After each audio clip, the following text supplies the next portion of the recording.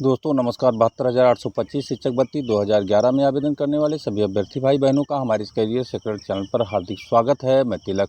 मित्रों, आज के इस वीडियो में हम 72,825 शिक्षक भर्ती की सब कैटेगरी 12,091 की जो आज की वस्तु स्थिति है, हाई कोर्ट के दो वरिष्ठ वकीलों ने 12,091 को बताया डेड, केस स्टडी कर रखा तर्क।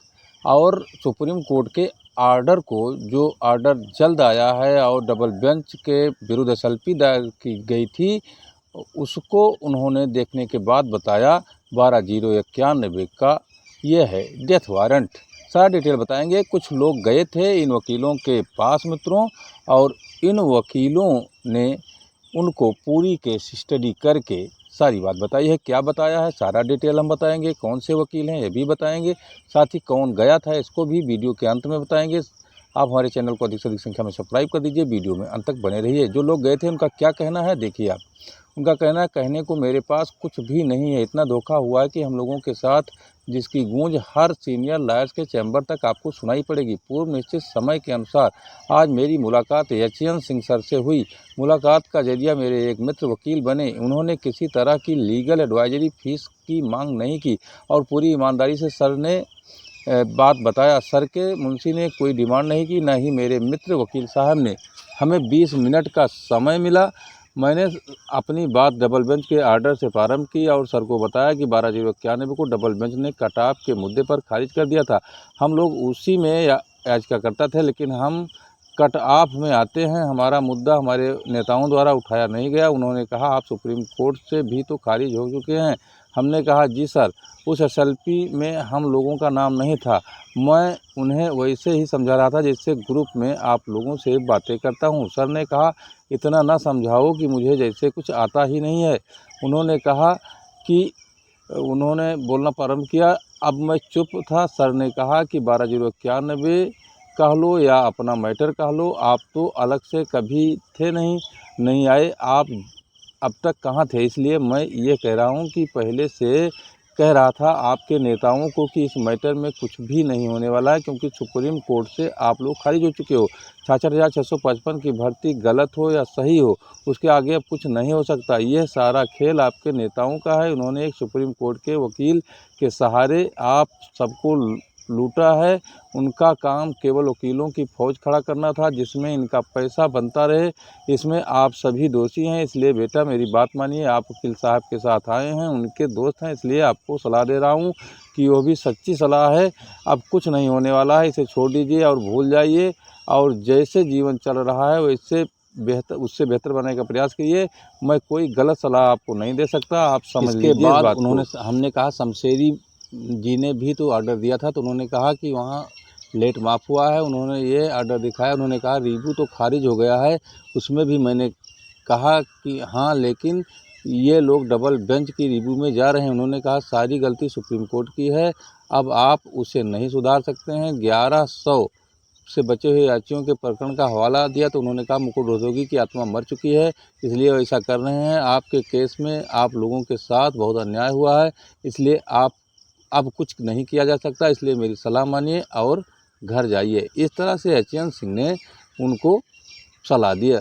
फिर सभी मित्रों को नमस्कार करके वो लिखते हैं कि मुलाकात के क्रम में आज आरके एसोसिएट्स के बीके सिंह सर से मुलाकात ही हुई। उन्होंने डबल बेंच का आर्डर पढ़ रखा था। आज उन्होंने सुप्रीम कोर्ट में डिसमिस आर्डर की कॉपी मुझसे मांगी, जो कि ऋषिकेश राय और मनोज मिश्रा की बेंच में थी, जिसे उन्होंने 2 मिनट के अंदर खारिज कर दिया था। उस आर्डर के पैरा 3 के दूसरे लाइन के बिंदु को अंडरलाइन करते हुए उन्होंने बताया कि कल रात में ही मैंने यह आर्डर पढ़ा था। उसमें सुप्रीम कोर्ट ने डबल बेंच के आर्डर को सही माना है और डबल बेंच से सहमति जताते हुए मुकदमा खारिज किया है। समस्त तर्कों से सहमति जताइए। मेरे सामने उन बिंदुओं को अंडरलाइन करते हुए उन्होंने कहा कि देखिए, अब इस केस में कुछ नहीं हो सकता। अब इस केस को भूल जाइए और एक पैसा भी मत खर्च करिए। जो काम कर रहे हैं उसे अच्छे से करिए। उन्होंने कहा आपका मैटर कई बार खारिज हो चुका है, कई बार हाई कोर्ट की डबल बेंच और सुप्रीम कोर्ट ने फिर तो खारिज कर दिया, अतः अब इससे भूल जाइए, इसमें कुछ नहीं होने वाला है। इस तरह उन्होंने मैंने फिर कहा कि जो नागरत्ना मैम के सामने थी उससे विड्रा करने की शर्त पर नागरत्ना मैडम ने रिव्यू की लिबर्टी दे दी है, तो सर ने यह भी आर्डर सुप्रीम कोर्ट का ही है। उन्होंने कहा नागरत्ना मैडम को डबल बेंच के आर्डर की जानकारी नहीं रही होगी। उन्होंने यह लिबर्टी याचिका वापस लेने पर दिए हैं और उन्हें पूरे प्रकरण की जानकारी नहीं रही होगी। सुप्रीम कोर्ट में समय कम रहता है। फिर मैंने उन्हें बीच में इंटरप्ट करते हुए कहा कि इसलिए हमारा मुद्दा तो कटाव का है, हमारे मुद्दे को कभी उठाया नहीं गया। उन्होंने कहा अब जब आपको उठाना था तब आपने उठाया नहीं, कोर्ट ने आपको समय दिया, इसलिए तब आप अपने बातों को मेंशन नहीं करा पाए। अब आप उसमें कुछ नहीं मेंशन करा सकते हैं क्योंकि समय बीत चुका है। कोर्ट यह मान लेती है कि सबको अवसर दिया गया है क्योंकि आप उस याचिका में थे, आपने उस अवसर का लाभ नहीं उठाया। आपको उन बिंदुओं पर उस समय कोर्ट का ध्यान आकर्षित करना था, इसलिए आप कर नहीं पाए। बार बार आपको समय मिल सकता था। उन्होंने कहा कि जो है देखिए बंच केसेज में नेता लोग अच्छा पैसा कमाते हैं, इसलिए वो केस को कमज़ोर पॉइंट को कभी भी सामने नहीं रखते हैं। ईमानदार होना इतना आसान नहीं है।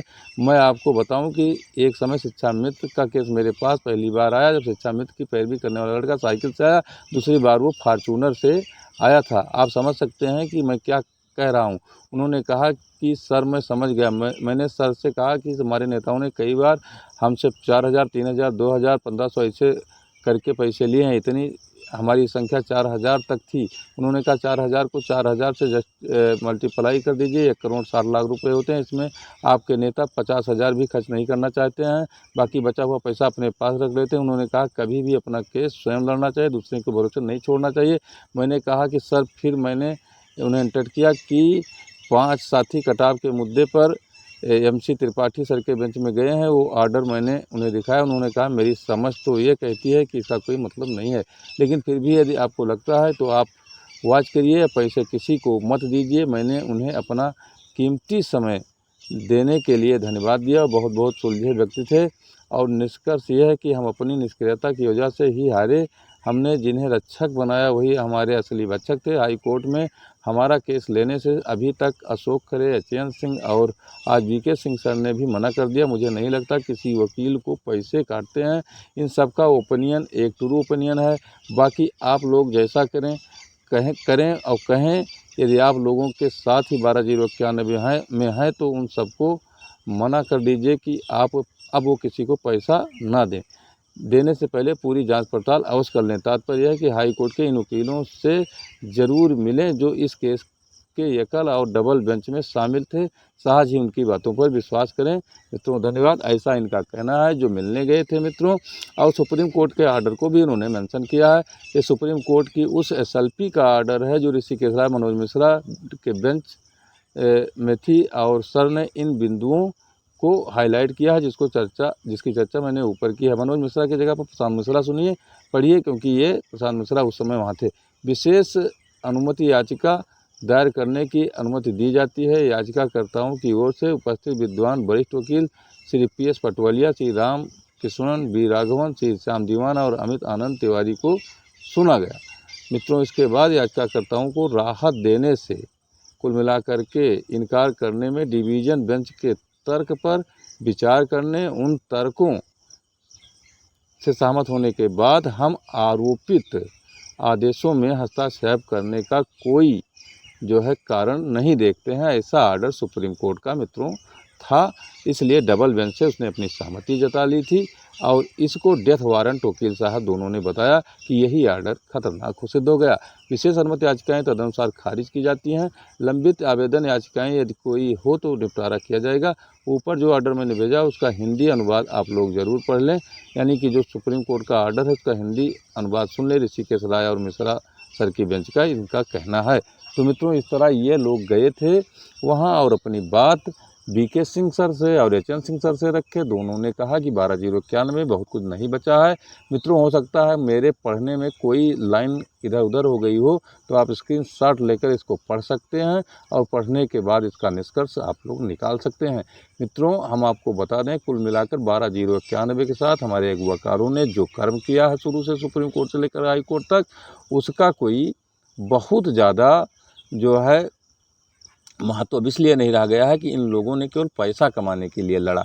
कभी भी 12,091 को नौकरी देने के लिए नहीं मिला, मतलब लड़ा, और ना ही जो है कुल मिला करके इन लोगों ने कोई तर्क ढंग से याचियों के सामने रखा, और याची भी अपने घर सोते रहे, इन लोगों के भरोसे लड़ते रहे, बार बार इनको पैसा देते रहे। तो मित्रों, इस तरह से अब ओपिनियन जो खुलकर सामने आ रहा है वो हाई कोर्ट के वकीलों का, तो अगर हम उनकी बात माने तो अब किसी को पैसा देने का कोई बहुत मतलब अब रह नहीं गया है। लेकिन अगर कोई लड़ रहा है तो लड़ने दीजिए, उसको कोई रोका नहीं जा सकता। फिलहाल बहुत पैसा हम लोगों ने दिया है, उन पैसे को खर्च करके ये लोग लड़ें। अगर कोई पॉजिटिव बिंदु बनता है तो हम लोग फिर 12,091 में सहयोग करेंगे। धन्यवाद।